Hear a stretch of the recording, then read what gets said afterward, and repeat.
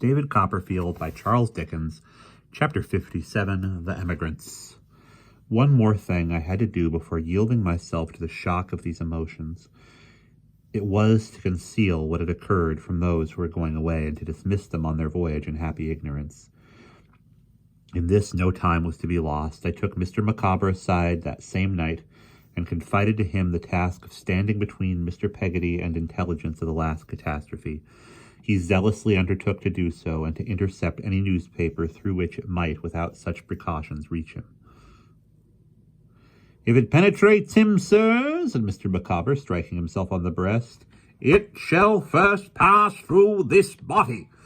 Mr. Micawber, I must observe, in his adaptation of himself to a new state of society, had acquired a bold, buccaneering air, not absolutely lawless, but defensive and prompt.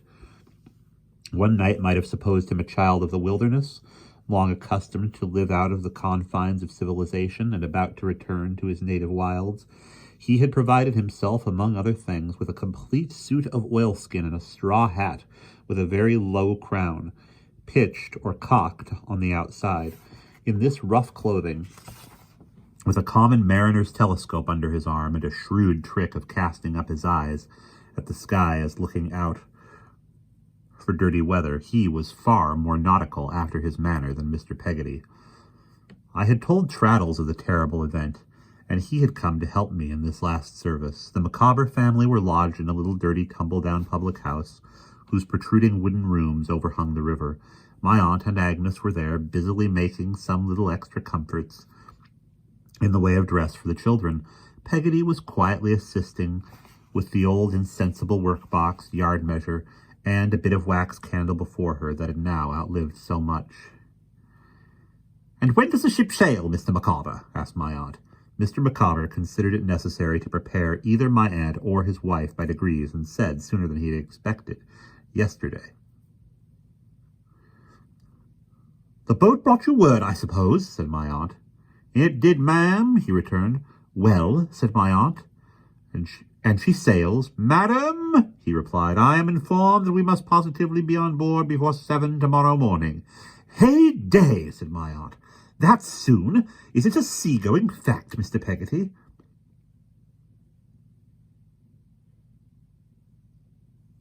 "'Tis so, ma'am. She'll drop down the river with that theer tide. If Master Davy and my sister comes aboard at Graveston, afternoon and next day, they'll see the last on us." "Then that we shall do," said I, "be sure." Here a boy came to say that Mr. Micawber was wanted downstairs. Mr. Micawber withdrew and was absent some little time. At length the same boy reappeared and presented me with a note written in pencil and headed in a legal manner. Heap v. Micawber. From this document I learned that Mr. Micawber, being again arrested, was in the final paroxysm of despair, and that he begged me to send him his knife and pint-pot by bearer, as they might prove serviceable during the brief remainder of his existence in jail. He also requested, as a last act of friendship, that I would see his family to the parish workhouse, and forget that such a being ever lived. Of course I answered this note by going down with the boy to pay the money, where I found Mr. Micawber sitting in a corner looking darkly at the sheriff's officer who had effected the capture. On his release, he embraced me with the utmost fervour, and made an entry of the transaction of his pocket-book, being very particular, I recollect, about a halfpenny. I inevitably omitted from my statement of the total. If you have any opportunity of sending letters home on your passage, Mrs. Micawber, said my aunt, you must let us hear from you, you know. Please heaven, there will be so many opportunities, said Miss... Oh. Please heaven, there will be so many opportunities, said Mr. Micawber. The ocean in these times is a perfect fleet of ships, and we can hardly fail to encounter many in running over. It is merely crossing, said Mr. Micawber, trifling with his eyeglass, merely crossing. The distance is quite imaginary. I think now how odd it was, but how wonderfully like Mr. Micawber, that when he went from London to Canterbury, he should have talked us as if he were going to the farthest limits of the earth, and when he went from England to Australia, as if he were going for a little trip across the Channel. "What I chiefly hope, my dear Mr. Copperfield," said Mrs. Micawber, "is that in some branches of our family we may live again in the old country when our race attains the eminence and fortune.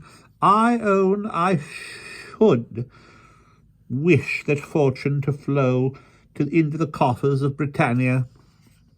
"My dear," said Mr. Micawber, "Britannia must take her chance. I am bound to say that she has never done much for me, and that I have no particular wish upon the subject."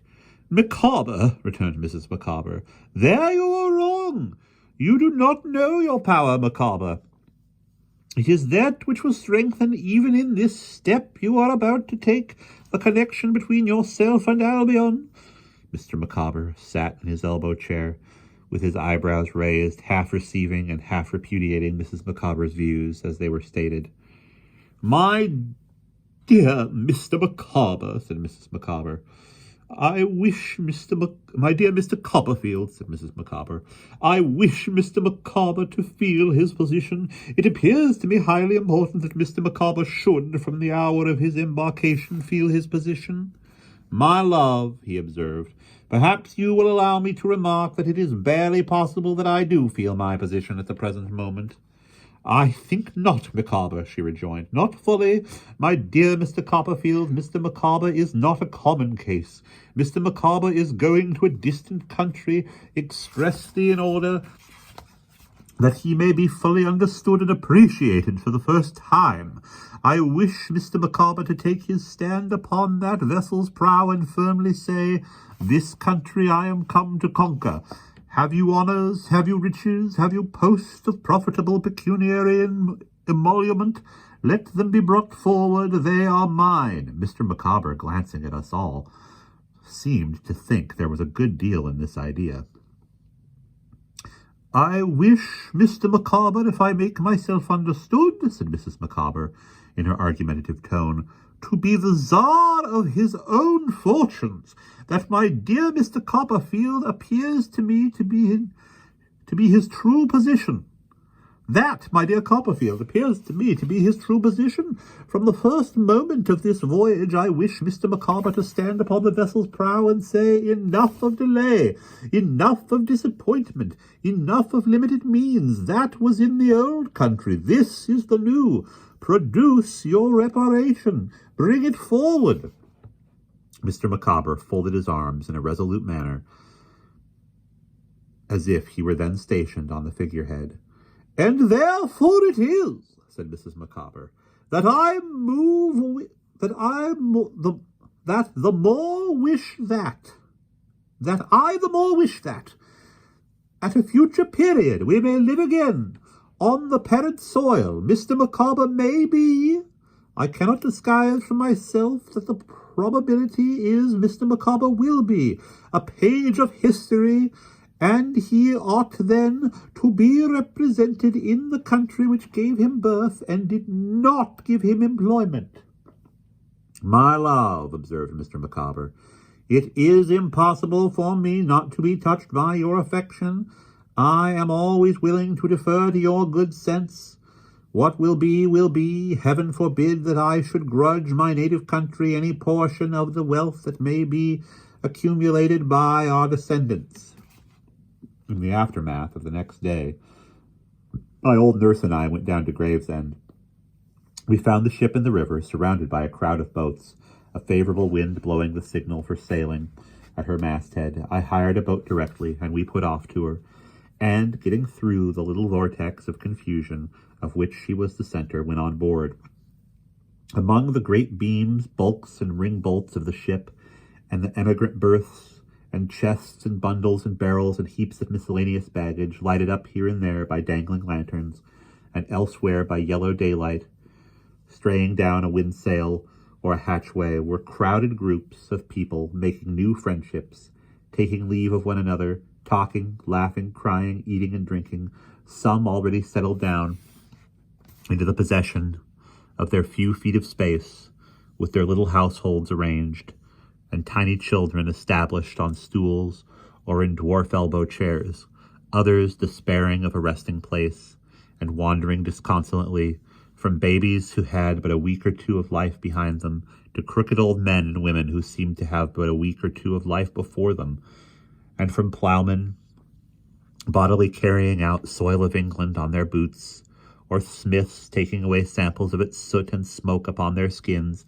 every age and occupation appeared to be crammed into the narrow compass of the 'tween docks. As my eye glanced round the place, I thought I saw, stirring by an open port, with one of Micawber's children near her, a figure like Emily's. It first attracted my attention by another figure parting from it with a kiss, and as it glided calmly away through the disorder, reminding me of Agnes, but in a rapid motion of confusion, and in the unsettlement of my own thoughts, I lost it again, and only knew that the time was come when all visitors were being warned to leave the ship, that my nurse was crying on a chest beside me, and that Mrs. Gummidge, assisted by some younger stooping woman in black, was busily arranging Mr. Peggotty's goods. "Is there any last word, Master Davy?" said he. "Is there any one forgotten thing afore we parts?" "One thing," said I. "Martha." He touched the younger woman I have mentioned on the shoulder, and Martha stood before me. Heaven bless you, you good man," cried I. "You take her with you?" He answered for him with a burst of tears.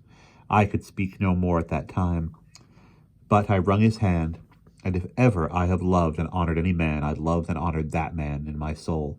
The time was come. I embraced him, took my weeping nurse upon my arm, and hurried away. On deck I took leave of poor Mrs. Micawber.